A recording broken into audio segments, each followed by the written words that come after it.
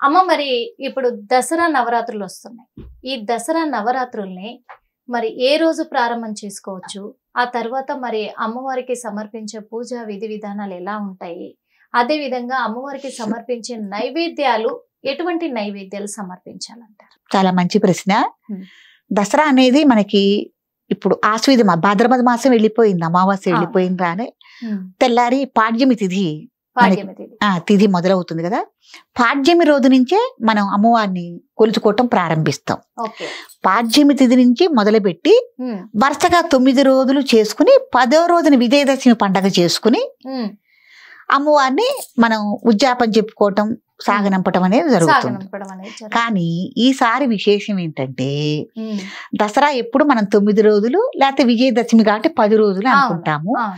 కానీ ప్రతి 10 సంవత్సరాలకి ఒకసారి వచ్చే మహా విశేషం ఈసారి దసరా 11 రోజులు చేసుకోవటం. 11 రోజులు చేసుకోవటం మళ్ళీ ఇలా 11 రోజులు చేసుకోవటం అనేది మళ్ళీ మనకి 10 సంవత్సరాలకు కానీ రాదు, 10 సంవత్సరాలకు కానీ మళ్ళీ రాదు. అంటే ఎట్లా ఎటువంటి తరుణం సంభవించబోతుంది? అంటే ఒక తిథి 2 రోజులు వచ్చింది. ఓకే, ఒక తిథి 2 రోజులు రావటం వల్ల అట్లా 10 సంవత్సరాలకు ఒకసారి వస్తుంది. ఓకే, మన పెద్దవాళ్ళు చెప్పారు 10 సంవత్సరాల క్రితం ఇట్టాగే చేశారు. ఓకే, ఇప్పుడు 2025 కదమ్మా. ఈ 25కి మనం ఒక 10 సంవత్సరాలు ముందుకి వెనక్కి వెళ్ళినట్టయితే ఆ రోజున అలాగే 11 రోజులు చేశారు. ఈసారి అంత మహత్తరైన విశేషం 10 రోజులు కాకుండా అమ్మవారిని ఇంకొక రోజు ఎగస్ట్రాగా చేసుకునే అదృష్టం, మహాభాగ్యం మనకి ఇప్పుడున్న వాళ్ళందరికీ కలుగుతోంది. అది చాలా విశేషమైంది.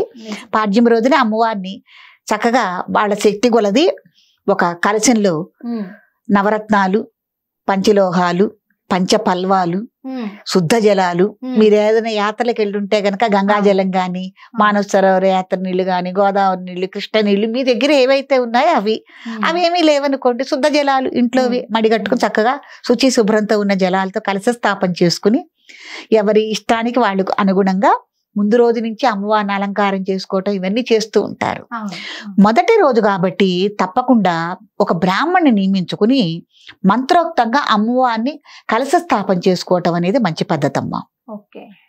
ఇప్పుడు మీకు వచ్చున్నా కూడా ఆయన మంత్రోక్తంగా కలశ స్థాపన చేస్తారు కాబట్టి ఒక బ్రాహ్మణ్ణి నియమించుకుని మొదటి రోజు మట్టుకు కలశ స్థాపన అలా చేసుకుని మిగతా మీరు 8 రోజులు మీ ఇష్టాన్ని అనుగుణంగా మీరు చేసుకున్నా చివరి రోజు మళ్ళీ బ్రాహ్మణ్ణి నియమించుకుని ఆ కలశానికి ఉద్యాపనది మనం ఉద్వాసం చెప్పాలి కదా కలశానికి అమ్మవారికి.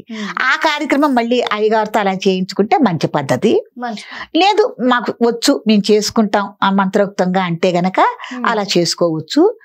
ఏదేదైనా శరన్నవరాత్రి మీరు మొదలు పెడుతున్నారు అన్నప్పుడు ఇంట్లో మన పరిస్థితులు ఏమిటి, ఈ 10 రోజులు కంటిన్యూగా మనం చేయగలమా లేదా, ఏదన్నా ఆటంకాలు కలిగే అవకాశాలు ఏమన్నా ఉన్నాయా అంటే ఇబ్బంది రోజులు, స్త్రీలకు ఇబ్బంది రోజులు కానీ లేకపోతే ఇంట్లో ఎవరైనా కొద్దిగా అనారోగ్య పరిస్థితులతో ఉన్నా అది పరిస్థితులన్నీ మీరు గ్రహించుకుని కలశ స్థాపన చేసుకోవాలి. అది ముందు సూచనగా తీసుకోండి. తర్వాత నవరాత్రులకి ఏమేమి సాధన సామాగ్రి కావాలి. మొదటి రోజున బాలా త్రిపుర సుందరి, 9 రోజులు అమ్మవారిని 9 రకాల అవతారాలతో మనం పూజించుకుంటున్నాం. ఈ అవతారాలు పూజించుకోవటం అనేది కూడానమ్మా ఇప్పుడు మన ప్రాంతంలో ఉన్నది ఇంకో ప్రాంతంలో ఉండదు, ఇంకో ప్రాంతంలో ఉన్నది మనకు ఉండదు. ఆయా దేశాల్లో ఒక్కొక్క పేరుతో పిలుచుకుంటూ ఉంటారు కాబట్టి 9 మంది మూర్తుల్ని అమ్మ 108 మంది మూర్తులుగా ఉన్నా కూడా అక్కడ ఉన్న వారి యొక్క ఆచార వ్యవహారాలు సాంప్రదాయాలను బట్టి ఆ మూర్తుల్ని బలానా అమ్మవారుగా పిలుచుకోవడం జరుగుతుంది కదా. ఇప్పుడు దుర్గా సప్తశతిలో సప్తమాతృకులను తీసుకుని ఒక చోట మనం పూజ చేసుకోవడం జరుగుతుంది. మామూలు పరిధిలో మన సరస్వతి, లక్ష్మి ఇలా చేసుకుని చూసుకోవటం ఉంటుంది. కాబట్టి మీరు ఏ రోజున ఏ అమ్మవారిని మీరు కొరుచుకోదలుచుకున్నారు అన్నది ఒక ముందు నోట్స్ రాసేసుకోవాలి. ఆ రోజున ఏం వస్త్రం కట్టాలి, ఏ పూలతో పూజ చేయాలి, ఏ ప్రసాదం పెట్టాలి అని మీరు చక్కగా ఒక నోట్స్ పుస్తకం దగ్గర పెట్టుకుని విధి విధానంతో అట్లా చక్కగా చేసుకోండి. మనస్ఫూర్తిగా ఒంటిపూట భోజనం చేయటం, చాలా మంది అంటే నియమనిష్టలతో ఉండి ఒంటిపూట అసలు భోజనం చేయకుండా కూడా పళ్ళు పలహారాలతో 9 రోజులు కార్యక్రమం చేసే వాళ్ళు ఉన్నారు. తలలో దువ్విని కూడా పెట్టరు.